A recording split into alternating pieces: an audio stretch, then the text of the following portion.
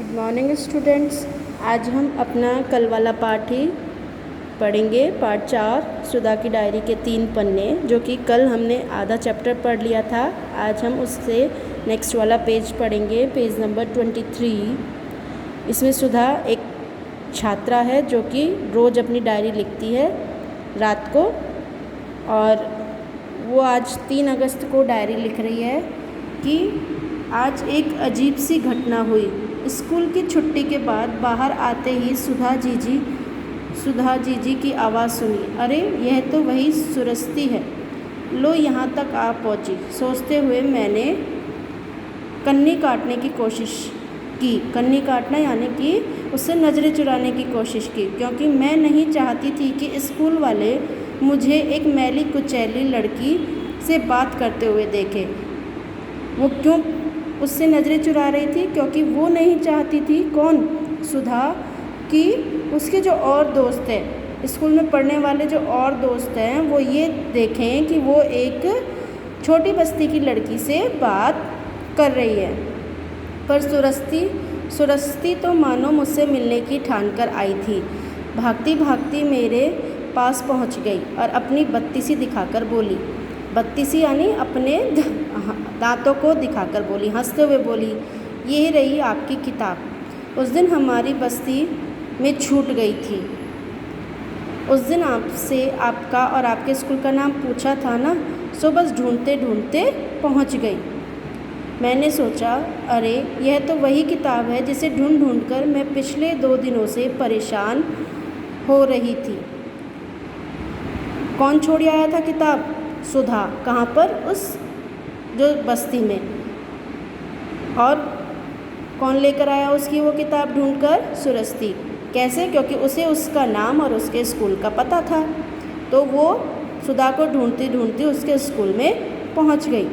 जल्दी से हाथ बढ़ाकर मैंने किताब ले ली।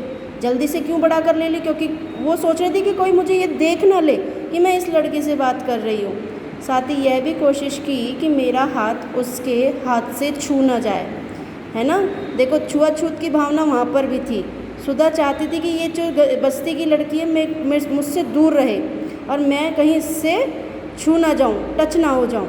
किताब लेकर मैंने न चाहते हुए भी सुरस्ती का धन्यवाद किया और बस की ओर भागने लगी।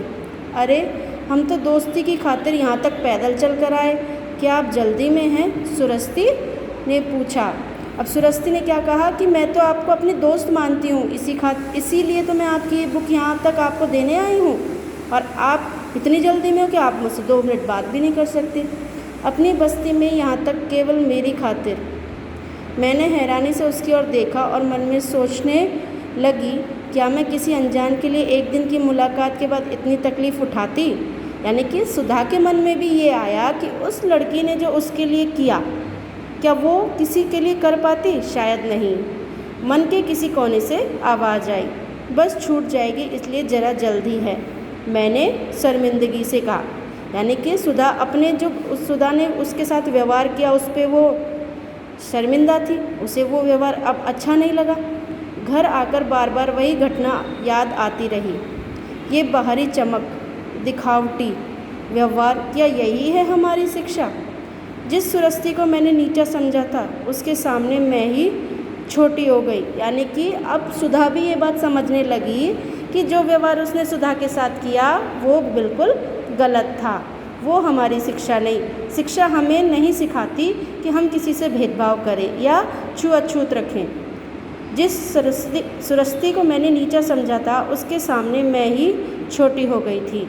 चलते चलते सुरस्ती ने पास बनती एक इमारत की ओर इशारा करके बताया था, वहाँ मेरी अम्मा काम करती है, मैं फिर आऊँगी। शनिवार को आधी छुट्टी के समय आना, मैं भागते भागते चिल्लाई थी।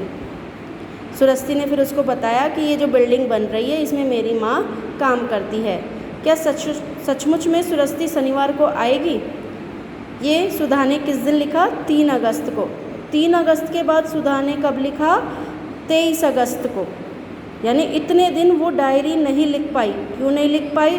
वो आज 23 अगस्त के दिन वो लिख रही है कि वो इतने दिन डायरी क्यों नहीं लिख पाई। आज मैं कई दिनों बाद फिर से डायरी लिख रही हूँ, यानी कि 20 दिन बाद। 3 अगस्त से लेकर 23 अगस्त तक उसने डायरी नहीं लिखी। इन 20 दिनों में क्या हुआ, वो आज 23 अगस्त को लिख रही है, पर आज अच्छा लग रहा है, मन में बहुत संतोष है। इस बीच इतना कुछ घट गया, मैं आज ही अस्पताल से घर आई हूँ। यानी कि सुधा कहाँ पर थी? अस्पताल में। इन 20 दिनों तक सुधा अस्पताल में थी।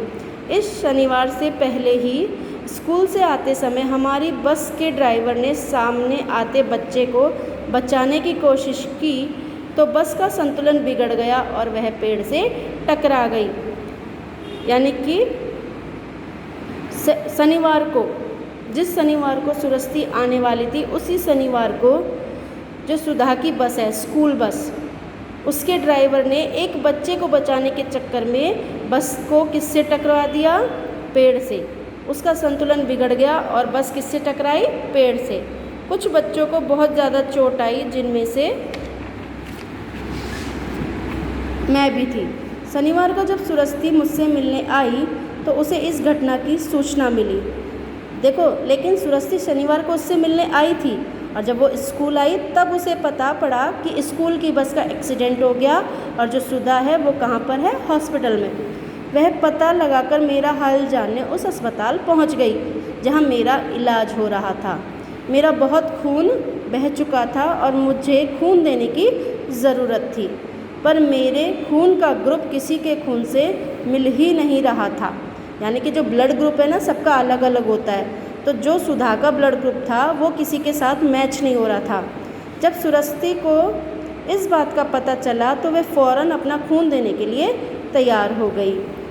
यह भी अजीब सा संयोग था कि सुरस्ती का खून मेरे खून से मिल गया। अब देखो कितना अच्छा हुआ कि जो सुरस्ती का खून था वो ही सुधा का खून ग्रुप का खून था, यानी कि दोनों के ब्लड ग्रुप सेम थे। जब मैं होश में आई तो मुझे पता चला कि मेरी जान सुरस्ती ने अपना खून देकर बचाई थी। उस गंदी बस्ती की अनपढ़ लड़की सुरस्ती आज कितनी ऊंची हो गई। मित्रता निभाने की इससे बड़ी मिसाल और क्या होगी। उस सुरस्ती ने जो मित्रता का सही उदाहरण दिया वो कोई नहीं दे सकता। यानी कि उसने अपने मित्र के लिए अपनी जान की परवाह किए बिना उसे खून दिया। तभी मेरे कानों में माँ की आवाज़ पड़ी थी, सुधा देखो सरस्वती आई है। सरस्वती, वह कौन है?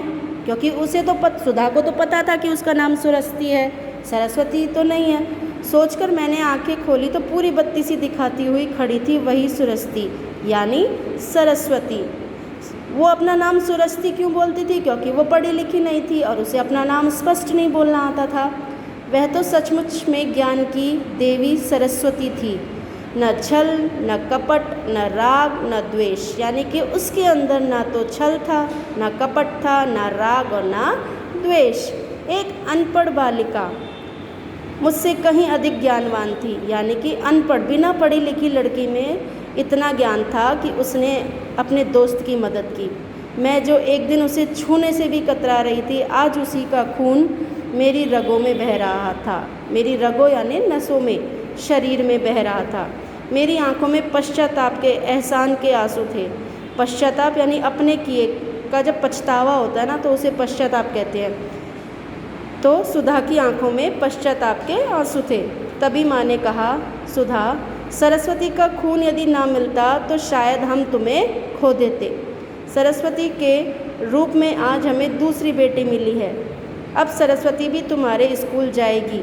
इसकी माँ से मैंने बात कर ली है और स्कूल वालों ने इसके निस्वार्थ भाव को देखते हुए इसे दाखिला भी दे दिया है। मेरी आंखों से आंसू बहने लगे थे। मैं सरस्वती का स्पर्श पाकर अत्यंत अपनापन महसूस कर रही थी। स्पर्श यानी उसे छूकर, उसका खून जो कि उसके शरीर में था, सुधा के शरीर में, उसको महसूस कर वो बहुत उसे अपना मान रही थी। इस तरह से एक मित्र ने अपने दूसरे मित्र की सहायता की और उसकी जान बचाई। Thank you.